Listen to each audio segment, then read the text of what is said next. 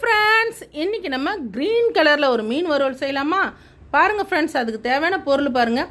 பச்சை மிளகா, புதினா, கொத்தமல்லி, கருவேப்பிலை, ஒரு எலுமிச்சைப்பழம், மிளகு, சீரகம், இஞ்சி, பூண்டு தான் ஃப்ரெண்ட்ஸ். பாருங்கள், இஞ்சி பூண்டுலாம் கொஞ்சம் அதிகமாக வச்சுக்கலாம் சரிங்களா. கருவேப்பிலை போட்டேன் பாருங்கள், இஞ்சி பூண்டு போட்டேன். இஞ்சி ஒரு நல்லா ஒரு அளவு போட்டிருக்கேன். 10 பல் பூண்டு போட்டிருக்கேன். மிளகு சீரகம் போடுறேன் ஃப்ரெண்ட்ஸ். நல்லா போட்டு நம்ம அரைச்சிடுவோம். இது கொஞ்சம் தண்ணி ஊற்றினா தான் அரைக்க முடியும் ஃப்ரெண்ட்ஸ் என்னோடய மிக்ஸி ஜாரில். அதனால் கொஞ்சம் தண்ணி ஊற்றி நல்லா அரைச்சிக்கிட்டேன். அரைச்சிட்டு தேவையான அளவு உப்பு போட்டுருங்க. தேவையான அளவு கான் மாவு சரிங்களா. தட்டில் மாற்றிக்கலாம். இப்போ நம்ம மீன் ஆஞ்சிக்கலாம் அதை அரைச்சி வச்சுட்டு சரிங்களா. மீன் பேர் புள்ளி பண்ணா சரிங்களா. இந்த மீன் செம்ம டேஸ்ட்டாக இருக்கும் ஃப்ரெண்ட்ஸ். நல்லா ரொம்ப டேஸ்ட்டாக இருக்கும். சாஃப்டாக இருக்கும், ரஃப்னஸ் இருக்காது சரிங்களா. நல்லா ஆஞ்சிக்கிறேன். நான் ஒரு மீன் ஆயிரத்து மட்டும் காட்டியிருக்கேன் ஃப்ரெண்ட்ஸ் சரிங்களா. சிசர்லேயே தான் ஆயிரேன் நான். கத்தி அருவாமனை எதுவுமே கிடையாது சரிங்களா. பாருங்கள், சிசர்லேயே ஆஞ்சிடுறேன். ஆஞ்சி நம்ம இதை 1 hour மசாலா போட்டு ஊற வைப்போம் ஃப்ரெண்ட்ஸ். ஊற வச்சுட்டு நம்ம வறுத்து எடுக்கலாம் சரிங்களா. இது ஒரு வித்தியாசமான மீன் வறுவல். என்னடா இது இந்த மீன் வறுவல் போட்டிருக்காளன்னு நினைக்காதீங்க. நீங்கள் பாருங்கள், இது ஒரு வித்தியாசமாக இருக்கும் சரிங்களா. நாங்கள் செஞ்சதில் இது வித்தியாசம் சரிங்களா. இது வரைக்கும் நான் செஞ்சதில்லை.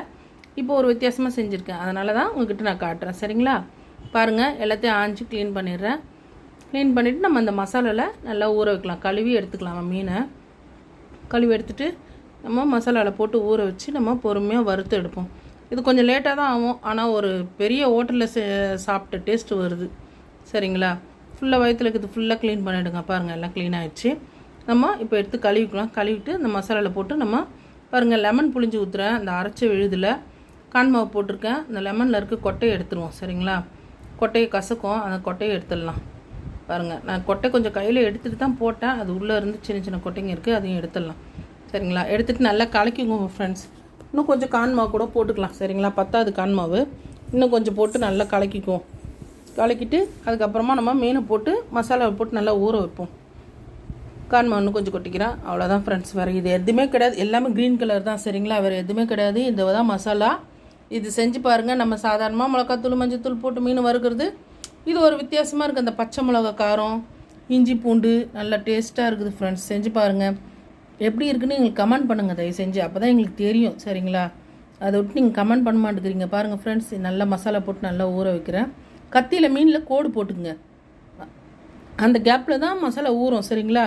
நல்லா கோடு போட்டுங்க. வயிற்றில் நல்லா மசாலா வைங்க. வச்சு நல்லா இலையில வச்சு நம்ம ஒரு குச்சி குத்திக்குவோம் டைட்டாக உருட்டி சரிங்களா. இது நான் இலையில வைக்கிறப்ப நல்லா மசாலா வச்சேன் சரிங்களா. கீழெல்லாம் மசாலா வச்சுட்டு அதுக்கப்புறம் தான் மீன் மேலவும் மசாலா போடுறேன். போட்டு நல்லா வச்சு வறுத்துக்குவோம் சரிங்களா. இதை நடுவில் நான் ஒரு குச்சி ஒன்று வச்சுருக்கேன். ஒரு குச்சி அந்த இலையை மடிச்சுட்டு அந்த குச்சி குத்தி தோசைக்கல்ல நம்ம போட்டுடலாம் சரிங்களா. பாருங்கள், நல்லா மடிச்சிட்டேன். ஒரே மடிப்பு தான் சரிங்களா. அது பக்கம் மடிச்சுட்டு ஒரு குச்சி ஒன்று குத்துறேன். அந்த ஒரு நிற்கிறதுக்காக அது லீக் ஆகாத அளவுக்கு அந்த மசாலா ஒரு குச்சி ஒன்று குத்தி நல்லா ஸ்ட்ராங்காக எடுத்துக்கிறேன். இந்த பக்கம் குத்தி அந்த பக்கம் எடுத்துடுற மாதிரி எடுக்கிறேன் பாருங்கள். அதுக்கப்புறம் அது பாருங்கள் குத்திட்டேன். இப்போ நான் தோசைக்கல்லில் போடுறேன் சரிங்களா. பாருங்கள், அவ்வளோதான் ஃப்ரெண்ட்ஸ். கொஞ்சம் தோசைக்கல்லில் கொஞ்சம் சும்மா ஒரு கரண்டி எண்ணெய் ஊற்றுங்க போதும். அந்த எண்ணெய்லாம் அந்த மீனுக்கெலாம் போகாது. அந்த இலையில தான் வேகிறது சரிங்களா. நல்லா போட்டு 3 மீனும் போட்டுடுறேன் நான். 3 மீனும் போட்டு பாருங்கள் எவ்வளோ அழகாக மசாலா எவ்வளோ போடுறேன் பாருங்கள். இந்த மசாலா அப்படியே ஃபுல்லாக போட்டு நல்லா 3 மீன் போட்டு நான் வறுத்து எடுக்கிறேன் ஃப்ரெண்ட்ஸ். பாருங்கள் எப்படி வேகுதுன்னு. இது நல்லா இருக்குது ஃப்ரெண்ட்ஸ். செஞ்சு பாருங்கள் எப்படி இருக்குன்னு சரிங்களா. நாங்கள் செஞ்சு பார்த்தோம், எங்களுக்கு ரொம்ப பிடிச்சிருந்துச்சி. பாருங்கள், மீனை நான் திருப்பி போடுறேன்.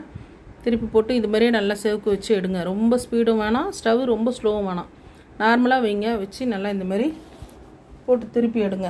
திருப்பி எடுத்தோன்னா மீன் ஒரு 2 பக்கம் நல்லா திருப்பி போட்டு எடுத்தோம்னா நல்லா வெந்துருச்சு பாருங்கள் ஃப்ரெண்ட்ஸ். இலையோட கலரும் மாறி போச்சு. இப்போ இது மீன் நல்லா வெந்துருச்சு சரிங்களா. இன்னும் கொஞ்சம் நேரம் பொறுத்து நம்ம எடுத்துருவோம் சரிங்களா. பாருங்கள், ஒன்றும் பெரிய இது நம்ம மாவு மீன் தேவையானது அரைச்சிட்டோம்னா பெரிய வேலைலாம் இல்லை சரிங்களா. பாருங்கள் வெந்துருச்சு. எடுத்துட்றேன் நான். எடுத்து இப்போ நம்ம பிரித்து பார்க்கலாமா ஃப்ரெண்ட்ஸ். பாருங்கள், எடுத்துட்டேன் ஃபுல்லாக. வாங்க பிரித்து பார்ப்போம் எப்படி இருக்குன்னு. பயங்கரமாக இருந்துச்சு. என் பொண்ணு எடுமான்னு சொல்லின்னு இருந்தா அடுப்பில் இருக்கும்போது சரிங்களா. ஃப்ரெண்ட்ஸ், எங்கள் அம்மா சூப்பராக செஞ்சுருந்தாங்க ஃப்ரெண்ட்ஸ். அதுவும் ஃபஸ்ட்டு டைம் இந்த வாழை இலை மீன் ஸ்பைசி வறுவல் க்ரீன் சில்லியில் ரொம்ப டேஸ்ட்டாக இருந்துச்சு. இதில் புதினா ஃப்ளேவர், அதுக்கப்புறம் இந்த க்ரீன்ஸோட ஃப்ளேவராக ரொம்ப டேஸ்ட்டாக இருந்துச்சு. அதுவும் வாழை இலையில் வேறு செஞ்சுருக்குறாங்க. அதோட உள்ளே ஓப்பன் பண்ணி பார்த்தா அப்படியே கொஞ்சம் ஜூஸியாக இருந்துச்சு எல்லாமே. அம்மா எப்படிம்மா இதெல்லாம் செஞ்ச நீ? செம்மையாக இருக்கும்மா. சாப்பிட்டு பாரு, எல்லாமே நான் பார்த்து செஞ்சேன். எல்லாம் ஒரு மசாலாவும் நல்லா எக்ஸ்ட்ரா போட்டு தான் செஞ்சுருக்கேன். ரொம்ப ரொம்ப சூப்பரா செஞ்சிருக்கிறேம்மா. ரொம்ப சூப்பரா செஞ்சிருக்கிறேன். எப்பவுமே எங்க அம்மா எதனா செஞ்சாங்களா கடகன்னு அதை ஈஸியா அப்சர்வ் பண்ணிப்பாங்க. நமக்கு அதெல்லாம் வராது ஃப்ரெண்ட்ஸ். எங்க அம்மா ஈஸியா செய்வாங்க. அதே மாதிரி அவங்களுக்கு நிறைய திறமைகளும் இருக்குது. ஸோ அதனால ஒரே பாராட்டா இருந்துச்சு எங்க அம்மாக்கு. ரொம்ப சூப்பரா இருந்துச்சு.